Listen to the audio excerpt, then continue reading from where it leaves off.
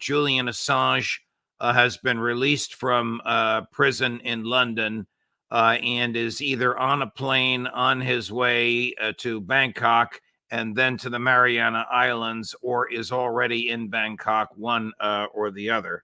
Your thoughts on the indictment, prosecution, persecution, and horrific confinement of Julian Assange? Wow, history will be unforgiving, because what will be ended with the stroke of a pen in the Mariana Islands tomorrow, and then Julian will be able to fly from Saipan to Sydney. They could have done it 5 years ago or even before that. But first, they needed this long psychological, physical torture of Julian to be sent all over the world nonstop on an everyday basis as a warning to all of us journalists, analysts, independents. And well, RFK Jr., he may have messed up on Gaza, but at least he got this one right. In the end, the empire managed to criminalize journalism because Julian has to plead guilty to at least one of the counts. And that is exactly illegally collecting national security information. This is, in fact, criminalization of journalism. But he had to do it. He's ill. His health is terrible. He needed to get out of jail. He wouldn't stand another 6 months in Belmarsh. Absolutely impossible, which is a high security jail for hardcore terrorists, essentially.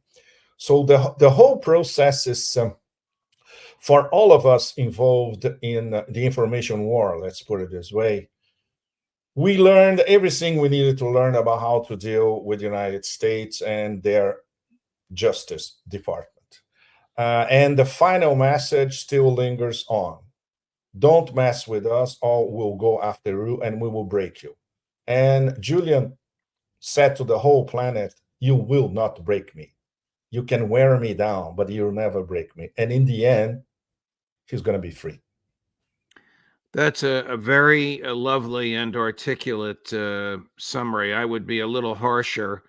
I have two feelings this morning about this. I'm ecstatic that he's free, but I am furious that the feds got their pound of flesh, because in fact and in law, he is not guilty of what he is pleading guilty to. Now, exactly. In my prior life, I took thousands of guilty pleas, and I understand sometimes people plead guilty to things for which they are not in fact guilty in order to avoid other consequences. In America, the federal government always does what we call over-indicting, indicts for far more than it can actually prove to terrify the defendant, so the defendant will plead guilty to some lesser offense, which is closer to the facts in the case, and the feds can get their pound of flesh, the defendant in jail. They don't have to go through the expense of a trial. But what he did was not a crime. Exactly. What he did is absolutely protected, directly on point by a very famous American Supreme Court opinion known colloquially as the Pentagon Papers case. Exactly. The actual name of it is United States of America versus the Washington Post and the New York Times. This is Daniel Ellsberg releasing the Pentagon Papers, which he stole. But the Supreme Court said if a publisher or a person in the media acquires information of material interest to the public, no matter what it is and no matter how he acquires it, the publisher is immune from criminal and civil liability, period. No exceptions. That's been consistently the law in the United States since 1973.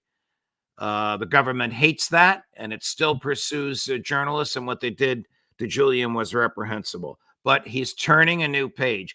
I hope at his first press conference in Sydney, maybe after his health returns, so I don't know if it's going to be this week, He looks right in the camera and says, I'm not guilty. I played along with this ridiculous game that they wanted me to play so that I could be set free. He'll probably say something along these lines, Judge, maybe slightly more diplomatically. Yes, like I said, I'm angry. There are a lot of constraints in this whole arrangement, of course. So he had to take it. But the message will be instantly grasped by the global majority, especially. Julian is a hero from Argentina to Somalia. Yes. Everybody. Well, these images that you're showing, this is still in London. He's taking the private jet to Stansted Airport. Then they took a flight to Bangkok. As we speak, they might be still in Bangkok, which is the layover, and then they'll take another flight to Saipan. And the whole procedure is going to be tomorrow in Saipan, and then he can fly to Sydney from Saipan probably tomorrow, Wednesday.